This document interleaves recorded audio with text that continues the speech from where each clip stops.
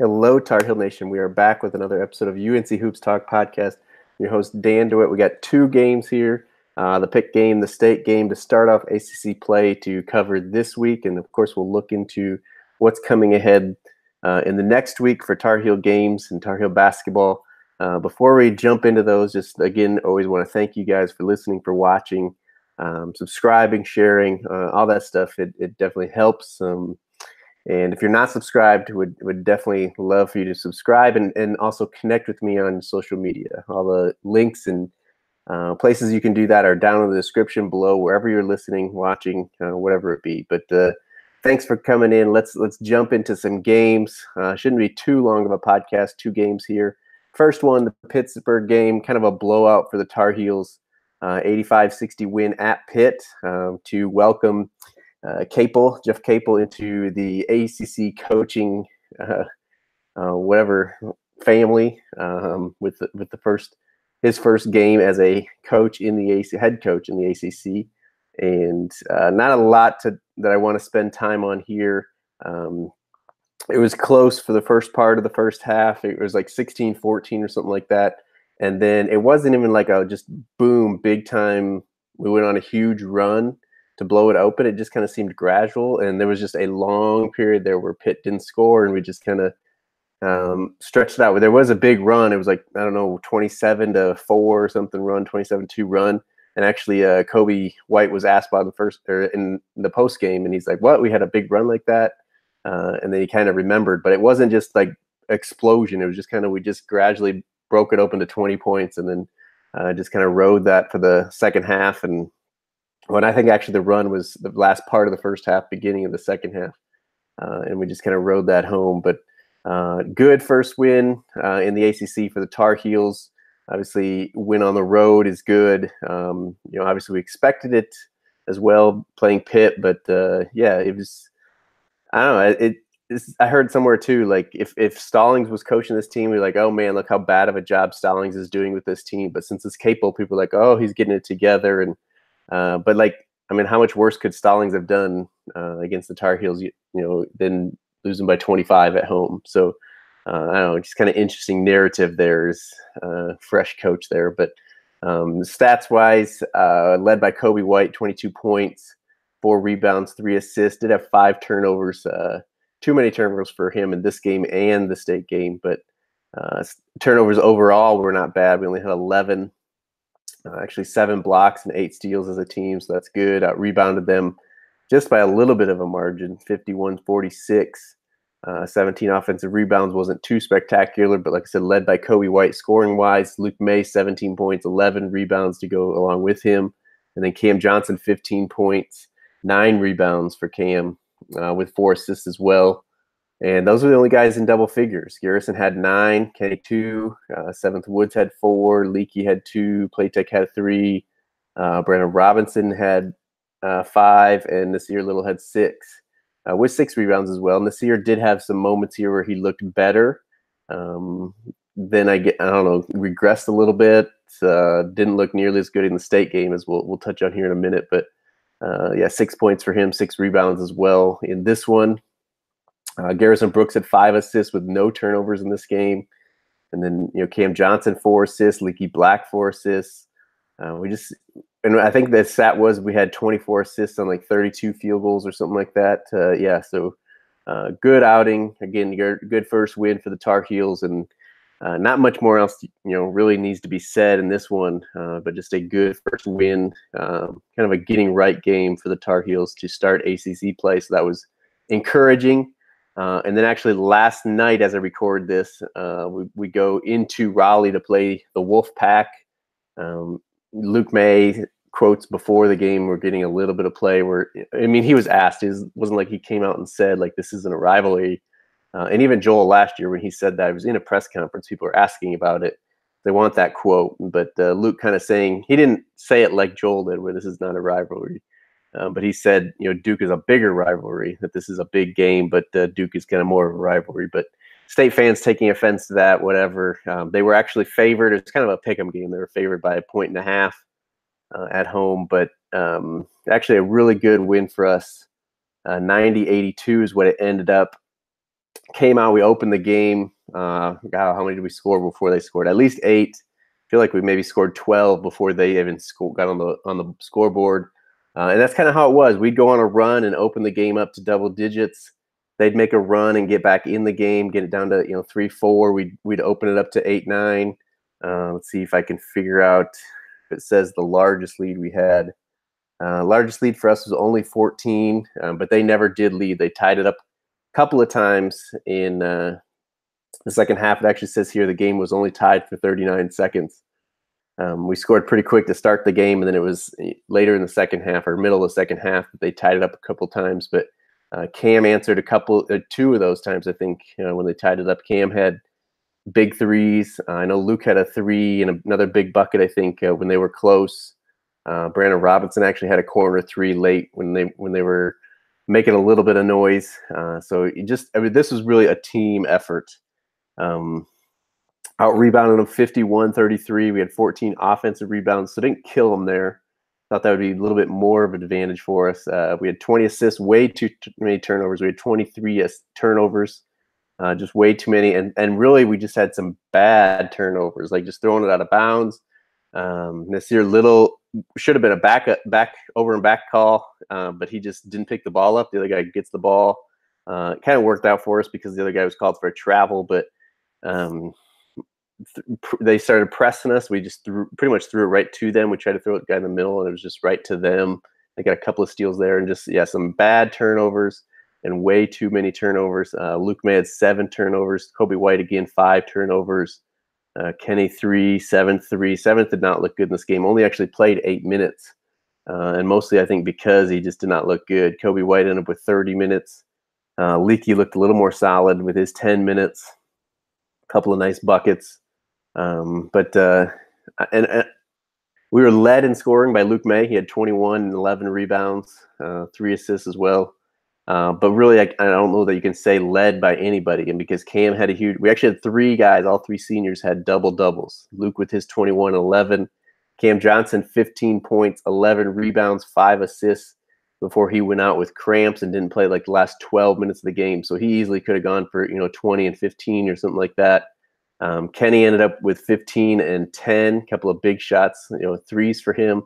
Some huge rebounds from Kenny, really attacked the glass and got after it. So that was good to see those 3 guys with double-doubles, and they wanted that 4th win in Raleigh. They are now 4-0 against State in Raleigh. So that was good. Garrison Brooks had a really good game, 11 points, 7 rebounds, again 5 turnovers or 5 assists with no turnovers. So last 2 games, he's got 10 assists, no turnovers, which is obviously pretty good for a big man. And then Kobe White had an excellent game too. Got to the rim when he needed to. Got their point guard Markel Johnson in foul trouble in the first half, and kept attacking him in the second half. Ended up with 19 points, 5 rebounds, 4 assists. Again, too many turnovers for him, but at his speed, he's going to have some of those, and the way he pushes it. And then, like I said, Leaky Black had 4 off the bench. Brandon Robinson had a big 3, and then Nasir only 2 points.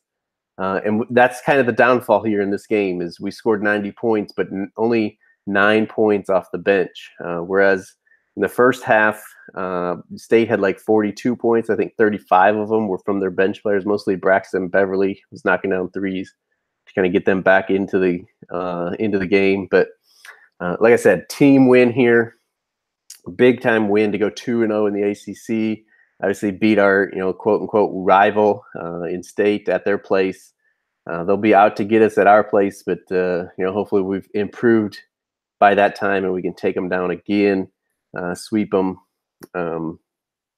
Takeaways from this game, defensively, I mean, we did some nice things. There was good moments. I wouldn't say we're completely fixed. I think pick and roll, we did a little bit better. Some of it is I couldn't get a handle because State's record, they're 13-2 now after this loss. The only loss they had before was Wisconsin in the ACC Big Ten Challenge, but they played absolutely nobody in the non-conference except for Wisconsin, who they lost to, and then they did beat a ranked and a pretty good Auburn team. But that's the only 2 teams they've really played. So their record isn't what it's supposed to, or looks a lot better than really what it is or what they are. So I couldn't get a handle on if State is that good of a team, or if it was kind of some of our mishaps and stuff that kind of kept them in the game. And I think it's somewhere both. I think they are a pretty decent team, pretty good team. They should make the tournament. They got some firepower on offense. They play kind of a unique, they'll press and get up and down. They got, guys that can score different positions, play 4 guards around 1 post. And actually that Funderburk looked pretty good in the post for them, or at least against our guys. And again, that's what I'm saying. Like, is it that our posts aren't that good? They can't stop this guy, or is he actually pretty good? I don't know. And again, somewhere probably in the middle, that they're pretty decent, but we obviously know we have some issues too. Obviously, turnovers is a big thing for us. Defense has been a thing. I think we did a little bit better on ball screens. Not totally sold on just that we're a good defensive team, or that even if we're going to get there, I don't know. It's going to be something to watch that we've been watching, but yeah, I don't know. We shot the ball a little bit better today. Last night, I should say, 45% from the field, 40% from 3. We were 10 for 25 from the 3, 85% from the free throw line. We were 22 for 26 overall. So that was, pretty big for us.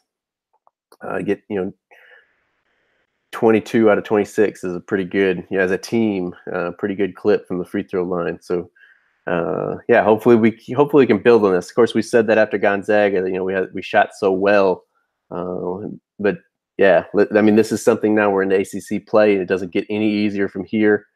We go from this with beating State 90-82 to the next game against Louisville in Chapel Hill. So first ACC game in Chapel Hill is on Saturday.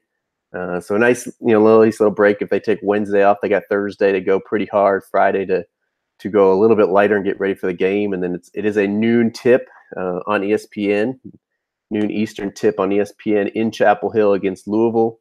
And Chris Mack, new coach there. So Louisville's going to play a little bit different than they did under Rick Pitino, or even Pageant last year.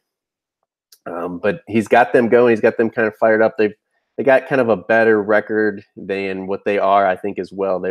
He doesn't have a lot to work with, but they've also had some nice wins. So it's a game we got to come out again. It's a noon game. We can't be sluggish. It's at home. Sometimes when you're at home, you stay in bed too long in the morning, or whatever, and you just come out and you're kind of sluggish to start the game, and that obviously can let the other team get into it and get some confidence and all that. But we got to make sure we're ready for that one and go to 3-0. And then the following Tuesday, a week from yesterday, we got Notre Dame at home, and the same time as last night again, 9 p.m. Eastern tip. That one will be on ESPN as well. Good chance for us to go 4-0 to start the ACC play, which is pretty big. When we're trying to rack up wins and stay in the top 3 at least of the ACC. Obviously, try to win the ACC regular season as well. We know Roy's got a pretty good record of doing that, even when he's not expected to. But yeah, to start 4-0 would be pretty huge. And we got a good chance to do that. And then from there we go Miami. It's in Miami, but they are not the team that we're kind of used to seeing out of Miami. Virginia Tech at home, going to be a tough one, but it's at home, so it should be winnable. Georgia Tech, even though it's on the road, that should be winnable. Then we got Louisville again, State again, Miami, all winnable games. And then we get to Virginia again. It's at home, but that's going to be a tough one. That's February 11th. But we could almost go undefeated in the ACC up till that Virginia game, and kind of see what happens. Obviously, they're a good team. They're undefeated still. They play Duke coming up here, so I don't know if they'll be undefeated overall or in the ACC at that point. But that should be a top 10 matchup, especially if we don't lose again until we see them there. Then obviously from there it gets tougher. We've talked about the schedule. I don't want to get too far ahead of myself. We'll be podcasting more obviously before that, but I did want to hit on, before I get into any comments that I have, Nasir Little obviously narrated how much he's playing and stuff. Like I said, against Pitt, it looked like he made kind of a little bit of progress, and then last night he just looked out of place again. He looked like a deer in headlights. I don't know if it was the crowd, the environment, or what. I know LaFonso Ellis on the call last night was talking about his trainer, and they did a lot of one-on-one, and it's different playing one-on-one with an open court as opposed to with 4 other guys in the court. And so I don't know if it's him fitting into the system or what's going on. But at this point, I do want to say too, he's obviously settling for. He took 2 threes last night and a couple other longer jump shots, and his confidence right now is the biggest thing I think for his jump shot. It doesn't explain why he's settling for that and not getting to the rim. Again, that may be just the way he's fitting in or our spacing and stuff like that. But his confidence is not good right now, and I think that's why Roy too wants him to get to the rim. Hopefully playing at the 4 a little bit more. Gets him some easier buckets closer in, get some confidence going. But that's something he's got to figure out. And it's obviously been talked about plenty nationally as well, so I don't want to spend too much time on that. But I think that's kind of my take right now as far as his jump shot goes. Defense, he's got to make sure he's not getting lost. Roy, again, mentioned on his radio show and press conference he's making progress there. He had some nice plays against Pitt, but now it just needs to be more consistent, making those plays all the time. So still got 17 minutes last night. Again, not some of that was because Cam was out with his cramps. Cam played 23 minutes before the last 12 minutes of the game. So he was on pace to play, 35 plus minutes. But yeah, I don't know. Brandon Robinson making some nice strides and nice plays when he's in there. Doesn't give us, I think, the threat that Nasir can be. And obviously the versatility that Nasir can give us as well is a little bit different than Brandon's. But Brandon Robinson been playing good. Leaky only gives us positive minutes, it feels like, when he's in there. So I don't know. Nasir's got to kind of figure out. He's got to kind of get confidence, and it's going to be hard now. People talked about trying to learn with our non-conference schedule how hard it was, and the teams he's trying to figure things out. Well, it's not going to get easier now that we're in ACC play. So obviously something we'll keep an eye on, that people have been keeping an eye on as well already, but we'll kind of see here. But that's kind of what I got so far on the heels. As far as the overall landscape of college basketball, Duke's still finally had their first road game last night against Wake, blew them out. Everybody's still following the Zion dunks. Virginia undefeated. Tennessee just blew out was it Missouri last night. So they're still rolling. Let's see here. A big injury for Oregon. Bol Bol is out for the season. Kansas, probably a bigger one, losing their big guy Doak for the season with a ligament in his wrist. And a lot of people saying kind of their chance at a national championship. Well, it is really hurt, obviously, losing a good player like that, a main guy, but people really counting them out. So we'll see how they respond. But they're still up there. Trying to think of other big games or big stories, but it's really all I got about college basketball in general. Really quick here before we wrap it up, comments that people have left here. As you can always do if you do catch it live on YouTube, just look up UNC Hoops Talk on YouTube, you'll find it. But Bryson Webster says, I'm going to the game versus Louisville Saturday. Go Heels. Awesome. Make sure it's nice and loud in there, Bryson. Make sure it's the right environment for our Tar Heels to pull off that victory against the Cardinals. And then I don't know how to say this name, but he says, nice to see the good start. I'm excited that State looks legit and competitive too. Beating the Wolfpack actually helped. It's true. The environment was good against State last night.